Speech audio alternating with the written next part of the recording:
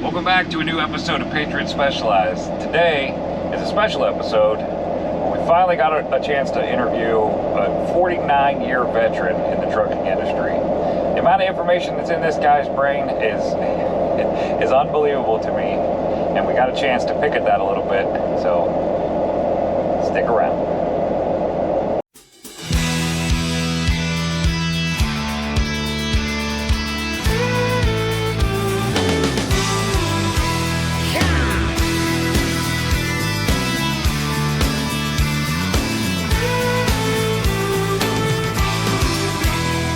Right across these plains and prairies, Rocky Mountain highs, fade off into the distance like ghost riders in the sky.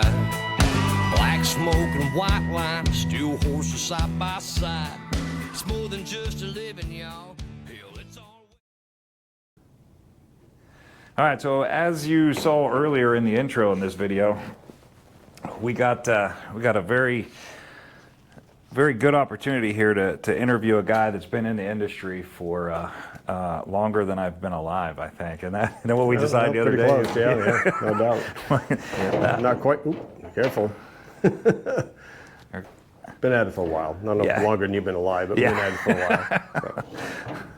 So. First off, Gary, I appreciate your time. Thanks for allowing the interview here and taking the time out of your day to do this. Hopefully, the guys watching this, the new people in the industry, will get some good information from you. So, first off, I think let's go ahead and do your tell us a little bit about yourself, who you are, what's your background, and what kind of equipment you're running. All right. Well, first of all, thank you for having me on your show. I've been at this since let's see, I got out of high school in '73, got right into driving trucks and construction work and 1973. Yeah. All right, folks, 1973. He said I was born in 1975. So there we go. We're establishing the time. Yeah, not quite longer than he had been alive, but we've been at it for a little bit. So, we started out small. We got into construction work, did dump trucks, dozers, bucket loaders, that type of thing. Moved on, from there to something a little bit bigger, a 10-wheeler, working for local company in New England. A lot of people, you probably know that. It's Agway Fertilizer. I worked for them for, I don't know, maybe 3 years, spreading Lyman fertilizer on fields. Then a good friend of mine had an opening, hauling tankers. And I always wanted to drive tanker truck because it was my dream to get into semis and hauling tankers. So we got into that, and about 1976, I guess it was, we got into doing tanker work.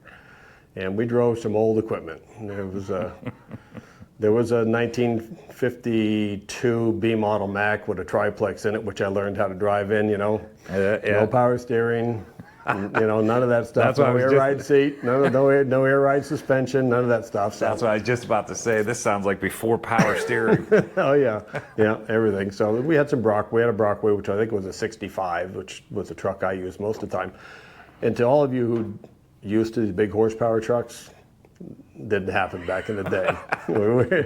we had a 220 Cummins, no turbo, 10-speed. Oof. If you even saw a breeze coming up, you were dropping gears. No doubt. No doubt. So, I thought we died and went to heaven, when we finally got a 69 Diamond rear with a 335 and a 13-speed in it, with a couple million miles on it. I thought, well, hell, I'm going to heaven now. Now, when you had trucks like that, were you still pulling the same kind of weight we're pulling now? Actually, back in the day, before deregulation and stuff, we were only allowed to be 55 feet overall length. Okay. Bumper to bumper. Right. 40-foot trailers, 53,280 pounds maximum gross weight. Okay.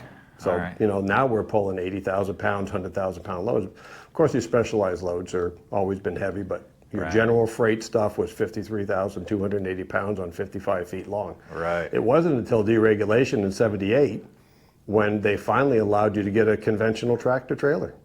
Everybody was pulling cab overs because you couldn't get over that 55-foot length limit. Right. So the cab over would allow them to stay. Yeah. So when we got into deregulation in '78, of course, everybody started buying conventional trucks, and of course, then they went from 40-foot trailers to 45s. What would you do like to get around that whole? If you had a conventional, didn't you just have to have a shorter trailer? Yeah, a lot of guys pulled, stay shorter under trails, the 20-foot, trucks, that type of thing. A lot of us were doing local work, pretty much day cabs. So you could drive a conventional, but it was a day cab, Right. short wheelbase. Right. If you're doing over the road stuff, you were driving a cab over. Yeah. There's no way around it. So back in the day, that's what it was. And then, like I said, in '78, deregulation came along. They went to 45-foot trailers, allowed, I think the overall length, I can't remember back exactly what it was back then, but I want to say it was something like 70 feet maybe. I'm not sure exactly what the measurements were in deregulation. I think it's 75 now. So. Yeah, I'd have to go back and look it all up, but it was, it was considerably more than what it used to be. So, Right. of course, everything just kept expanding. We went from 40 to 45 to 48s to 53s, and now I guess on the West Coast they're doing 57-foot trailers or something. And of course, when I say 40-foot trailers, we were all 96 inches wide, not 102, and we were 12-foot 6 tall, not 13-6 tall. So there was some big changes between, the early 70s and into the 80s and 90s. That's great that you're touching on because that was actually one of the questions I was going to ask you. So you'll see that answer come up again here in a minute. I have a feeling. That's interesting. Yeah. So other than that, we went from that to 1979. I was 21, going on 22, buying my first truck and getting into being an owner operator. And it was kind of a funny story because I wanted to get into business, didn't have the down payment. I did the lease to purchase deal, lease option with North American Van Lines back in the day. And I bought a '79 GMC Astro cab over. But I went to the bank because I didn't have the money for a down payment and told them that I wanted the money for a down payment, and they said no. So I waited 2 weeks. I went back and said I wanted to buy new furniture for my apartment. They gave me the money, and I flew out and bought a truck. So, there were. I'm sorry about that. We were shaking the camera here. So, it was ways to get around it. Back in the day too, if you didn't have a CDL or a Class A license, what they called it back then, you had a chauffeur's license. Right. Yeah. So I got into business with no license. The company I started driving tanker for, they just gave me the keys to the truck and said go. Yeah, here you go. Figure it out. So if you were capable, mature enough, and had the knowledge to operate a piece of equipment, then a lot of times back in the day they'd just give you the keys and go get your experience and go for your license later. They just didn't care. We didn't have the regulations then that we have today. Right. Which is another change in the industry, which there's some huge changes over the years from the Right. 70s to now. So, Right. but we went from that. We bought that Astro, bought another one in '81. I think after that in '85, I bought my first conventional Pete, 359, 400 big cam, 13 speed, 373 gears, and we were pulling refrigerated trailer at that time with that truck. Running team with my wife and, or I should say my ex-wife, probably my wife's going to see this video at some point. So, so we did that for about 10 years. Yeah, let's not cause any divorces. Yeah, we don't need any hurricanes coming. Right. So, we did that for quite a while, and after the refrigerated business, I get into tanker work. I did a lot of chemical work, a lot of gasoline work. I had opened my own trucking company. Had 4 trucks and trailers doing open deck work, running New England area. And after that, we pretty much hit the highway and started running coast to coast again. I tried a couple of different things. I worked for a local company, Gulf Oil, hauling gasoline for them for about 4.5 years. I was a terminal manager for Dana Transport for about 5 years. Ran chemicals for them for 5 years. Just wasn't my thing, so I got into open deck heavy haul, and that's where I am today. Right. And today we're running a 2002 Kenworth W900.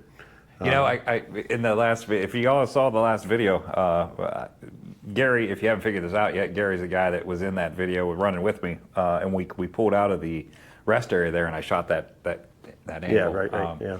Good video. I had put coming off there. I had put Mr. Adler's 2002. I took a guess. I thought that's what you said the year was. So Yeah. I'm glad I guessed right. Yeah. Now we've had that truck. Like I said, when I got back into over the road, we bought that truck. It's going on 16 years now. It's maybe 17. I bought it with 450,000 miles on it, and I've got 2.25 million on it today. 2.25 million miles. Yeah. And it looks, honestly, that thing looks just as good as mine.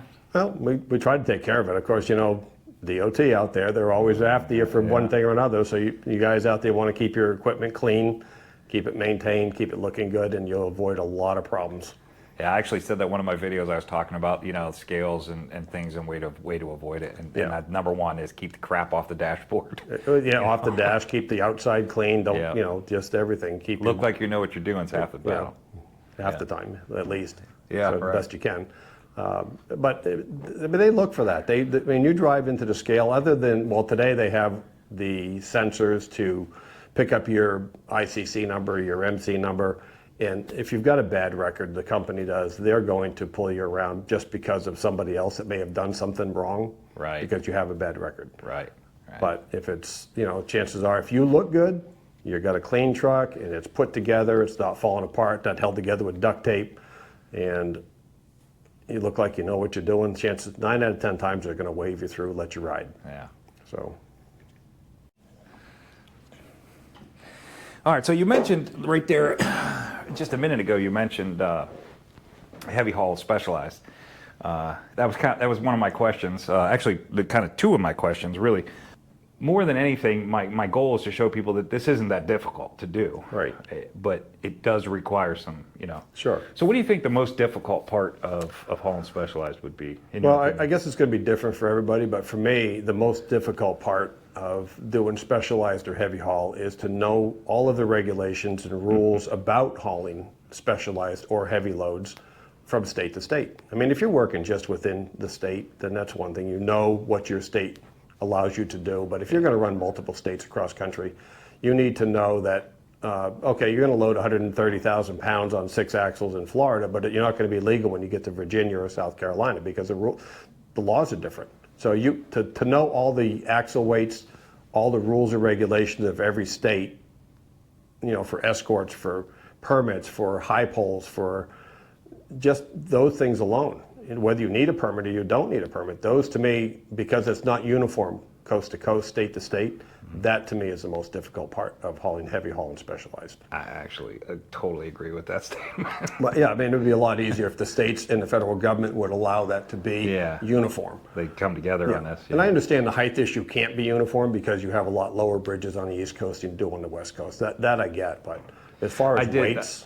I actually had the owner of A&H, the company that I work for, I had a conversation with him, and I said, you know, I wish that the government would step in and make this all one standard set of rules. And he said, you don't want that. Right. I said, why? He said, because they're going to pick the lowest of all of them. And Right. that's what they're going. And I agree. You know, that totally makes sense. I mean, I don't ever see it happening because every state has their situation where they, well, let's face it, trucking's always been about money.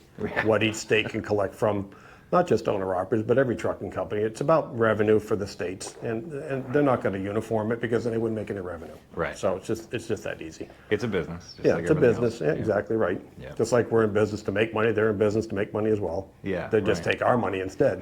Right. So, Right. but yeah, the second thing probably, you know, in my list for heavy haul and specialized would be if it's a crane load or a forklift load, we'll say a big crate, piece of machinery, that type of thing. Okay. Because once you put it on the trailer, you're not moving it.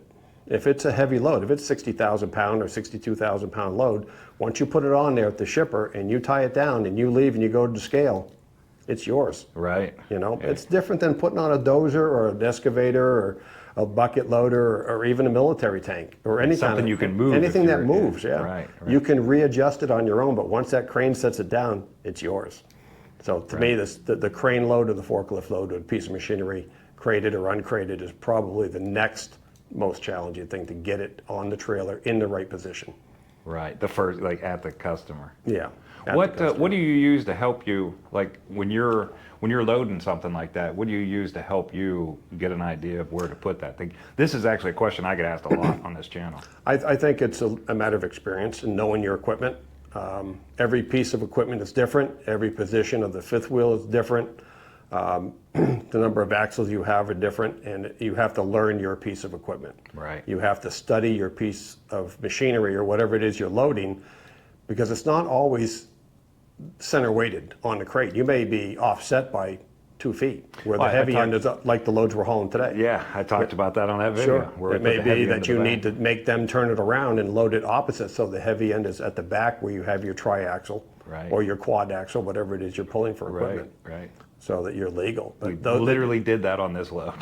yeah, I mean, it really, it comes with experience. It's not something you know right off the bat. And the same thing with hauling a double drop or an RGN compared to hauling a step deck.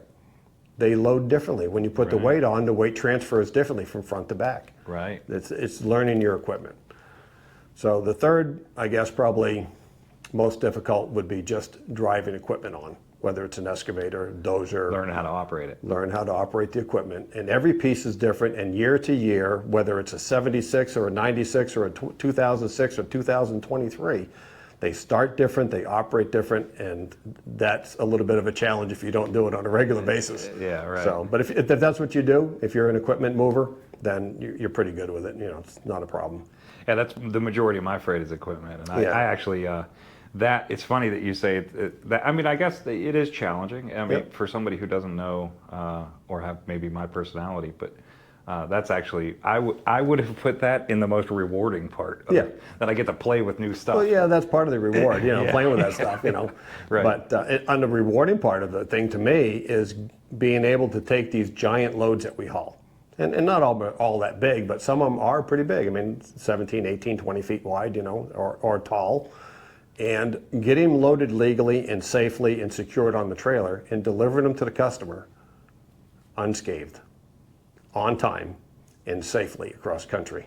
To me, that's the biggest reward, is to be able to do that. You like segued perfect into my. So- That was actually my next question. Was Okay. what do you think the most rewarding thing? Yeah, You segued perfect into. Oh, well, to me, that's it. I mean, it's like the bigger the better for me. It's like, Yeah, it's a right. challenge. I like a challenge, and that feeling of accomplishment. yeah, when you do it because you love it. I mean, let's face it, I've been doing this 49 years. If I didn't love it, I wouldn't be here. So, it's like, Because the money, it wasn't always. no, it's still not about the money. Yeah. I mean, the money's great, obviously. It pays better than doing dry goods in a dry van, obviously, because you've got more of a challenge on your hands and it requires more skill. But it's not about the money. It's about the challenge to challenge yourself to follow rules. I mean, and let's face it, there's a lot of rules. We got permits we need to follow. You get out of route, you could be hitting a bridge, you could be going over a bridge that's underweight, you could be getting $50,000 fines, you could be having all kinds of issues. So it's not for everybody. It requires a lot of patience, a lot of planning from point A to point B.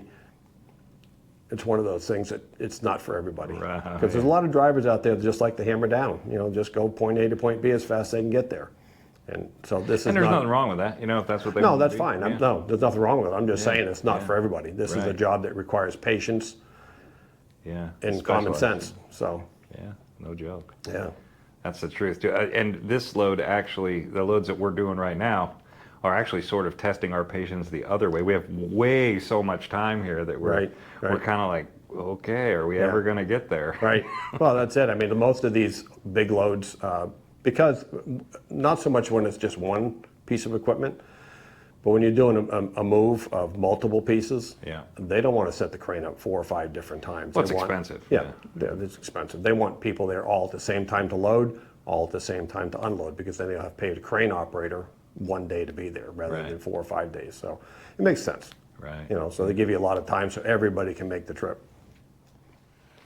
All right, so you didn't, you've segued so well into all my questions so far. I was expecting you to work your way right into the next question. But in your opinion, what do you think for somebody who's looking to break into this market and get into specialized, somebody who's watching my channel and say, man, this is something I want to do. I think there's money in it. Sure. What type of equipment would you recommend that they try to run? And now a lot of guys, my channel isn't just based on owner operator, in Sure. fact, it's mostly not. Right. But these people would have to seek out a company that has certain types of equipment. What would you recommend? Well, I mean, if they're going to work for a company, obviously you can't really choose your equipment. You're going to run whatever the company has. Right. So the question kind of leans more towards an owner-operator. What kind of equipment would you purchase if you were an owner-operator, if breaking into this equipment or breaking into this business? Right. And I'll Stop get to breaking that. into people's equipment. Yeah, no, not breaking into, no, breaking into the business, right? But no, on the company driver side, if you want to break into the specialized heavy haul, my recommendation is the best way to do that is get yourself a job with a rigging company as a truck driver. Interesting. And do that for a couple of years, because you're going to learn the correct way to load that stuff. You're going to the correct way to secure that equipment, and you're going to find out what equipment is best to operate. If you decide to become an owner-operator and break into this business. Right. So moving on to what type of equipment would you buy if you were going to be breaking into the business? Well, then my suggestion.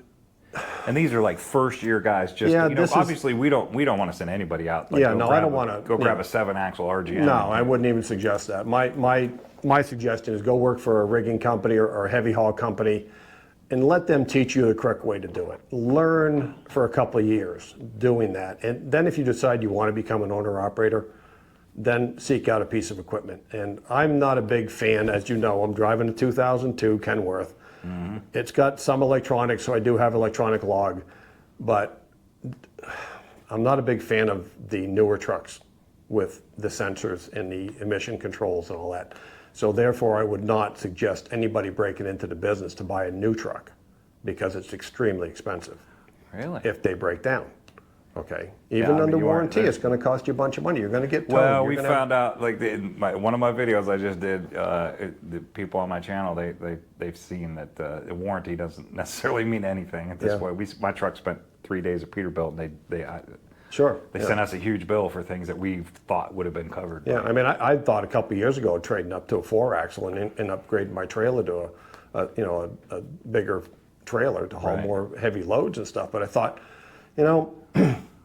getting to the end of my career here, and it's like, do I really want to go make that kind of a bill? Everything I have is paid for, and do I want to really jump in that deep at this age? And Right. I thought, no, I don't, and I really don't.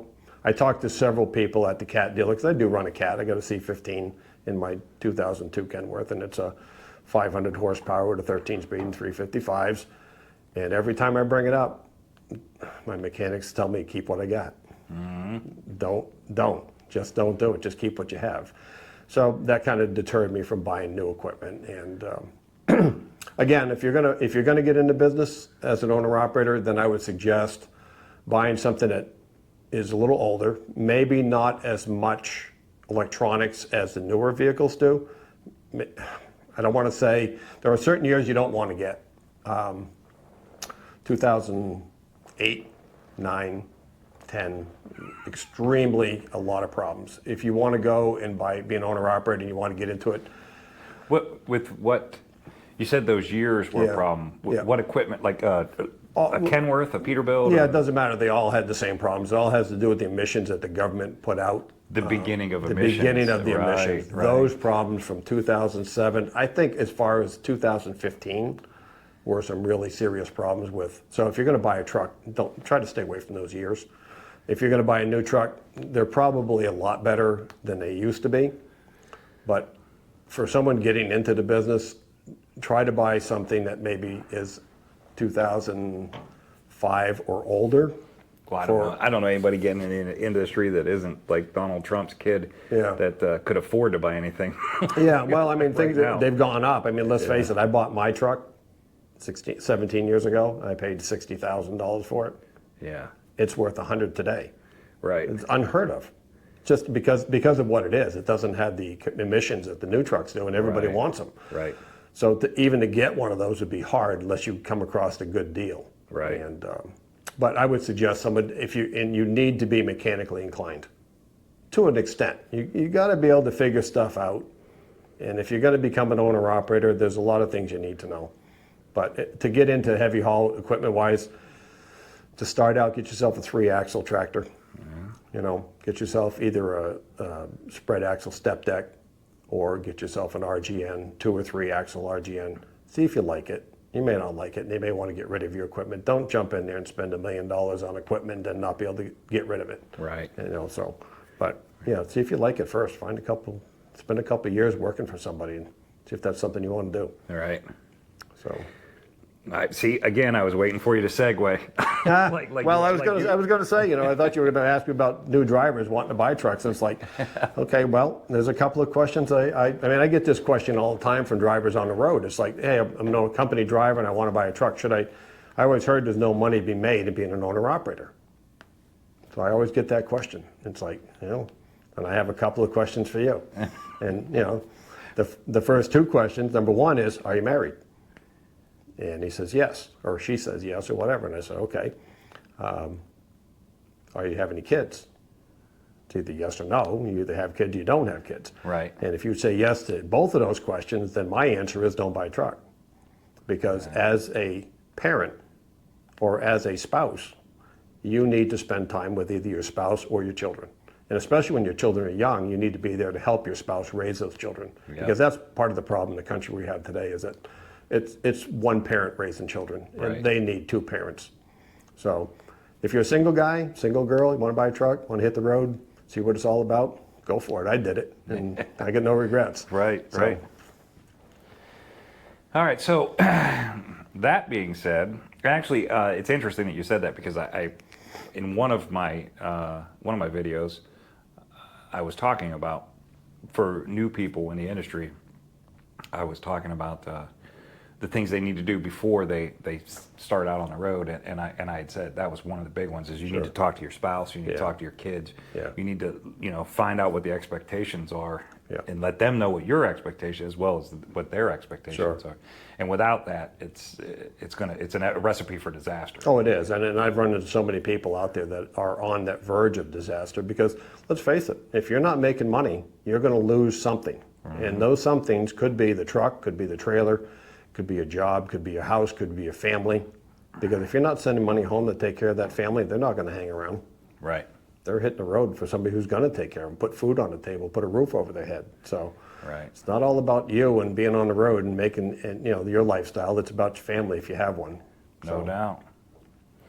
Now that we stepped down a kind of ugly road, Yeah, no, it's not ugly. the negative side of trucking. Yeah, no, it's information. It's not even ugly. It's just you have to have that conversation. And You absolutely do. And I listen, couldn't agree more. you may have a spouse and children that are okay with you being gone, and they can survive on their own as long as you're sending money home. And they're perfectly fine with you being gone, Right, and right. things work out. But it doesn't always work that way. I mean, that's the Right. sad part about this industry. Is like not every woman or every man can stand the fact that their spouse is gone as long as we are. You're right. So- 100% right. It's not ugly. It's just a fact. I think part of when you do find a spouse or children that are okay with you being gone, I think part of it is the pictures that you get to send home of the cool stuff you're hauling. Yeah. So, which again is now segueing me right into my next question, which was what you've hauled a ton of stuff in over the years, and what do you think the three, I don't know, coolest top load? I don't know, like most interesting loads, I guess. What do you think your top three Yeah. loads that you've hauled? Let's see. I want to say I'm probably the one I'm impressed with because I'm all about our veterans, and of course, thank you for being a veteran and being a patriot. Yeah. So military loads are always fun. My top, there's two at the top of my list. One was a Patriot missile launcher that I hauled years ago, that was going overseas, and that was pretty interesting. It wasn't a super heavy load or super wide load. It was just a Patriot missile launcher, which was just cool. Yeah, that's just cool. Yeah, right. And Yeah, that's so just- it wasn't one of those super loads, it was just a cool load to haul. Right. And then about a year ago, well, actually 2 years ago now, when COVID started, I did a Bradley tank that they had redid from Yeah. York, Pennsylvania, out to the testing grounds in Yuma, Arizona, and that was a really cool trip. Yeah. So You probably picked up the same place that if you guys watched my channel several weeks ago, I hauled a tank out of York, and I'm guessing it probably came from the same place. Yeah, same place. Yep. So what they're doing with those tanks, just for a little information, is that they're taking all the tank bodies from the Vietnam era, and they're gutting them right down to the bones. And then they're putting all new technology, new motors, new drivetrains, everything. Same body.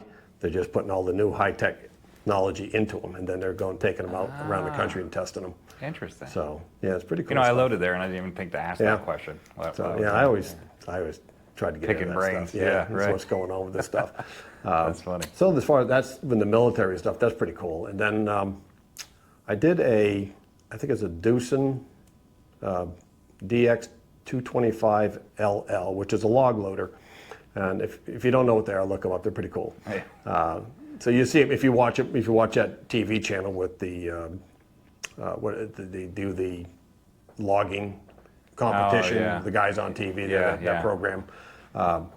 They've got some of those where they yard the logs up over the banking and stuff. Right. Well, that's pretty much what it is. It sets on wheels, and the cab sets way up high, and it's got a big arm on it that picks the logs up and stacks them, that type of thing. Right. But they're pretty awesome. I mean, they're 12 feet wide. The one I hauled had a track on, not wheels. So you got to put your outrigger boards down in order to get it on there so it doesn't slide off your trailer. Otherwise, chances are it's going to come off the side of it, and you're going to have to get it back on again. And I actually have a video where that happened to me. what happened to me too. That's why I say put your outrigger boards out. Yeah, So that, and of course when the cab, I was pretty interested because I didn't know this when I loaded it, but I got it on the trailer, and it was like 16 feet tall. I'm going, Whoops. what am I going to do here? Well, the guy goes, you got to flip the cab over. What do you mean flip the cab over? Yeah, you pull that lever right there, and the hydraulics flip the cab, so the cab just lays right over flat with the windshield laying flat down on the track of the unit. And then, of course, it's long, so I've got and I probably see some pictures of it somewhere, but I laid the boom out so that the claw was, the thumb of the claw was on the back of the flip axle. Right. And I chained that down. Then I had a 10-foot overhang off the back with the rest of the claw. So it was a pretty interesting ride, Yeah, once we very got it on there and tied down and stuff. But There was, what'd you do to prevent like the window from breaking? it stops before it gets to the. Oh, so it's just close to it. Yeah, it's not got a like- big cable on the bottom of the cab, so when it goes over, it lays over flat, and the Right. cable stops it from going any further, and the hydraulics as well. And then we just flip a switch, and the hydraulics pull it back up again, kind of like the old cab over did when you were working Yeah, on right. the motor and stuff. So. Right. But yeah, that and that stuff, and I was impressed. I did it was a main beam from a crane, which came out of a copper mine in Arizona. Right. And we were taking it back to the crane company in Wyoming. So I had the main beam, which if you've ever been to the copper mines in California, in Arizona, the size of the equipment out there is just phenomenal. It's just unbelievable. So this Again, a good part of trucking, you get to see. oh my God, crazy it's like cool you stuff go like to the that. bottom of the mine. It's like 6 miles to the bottom. You're just going around and around and around till you get to the bottom, Right. where the shop is. And so we get down there, and they're putting the main beam on me. Well, the main beam is the part that goes horizontally between the tracks. This main beam I have, and you'll probably see a picture of it somewhere in this video later on.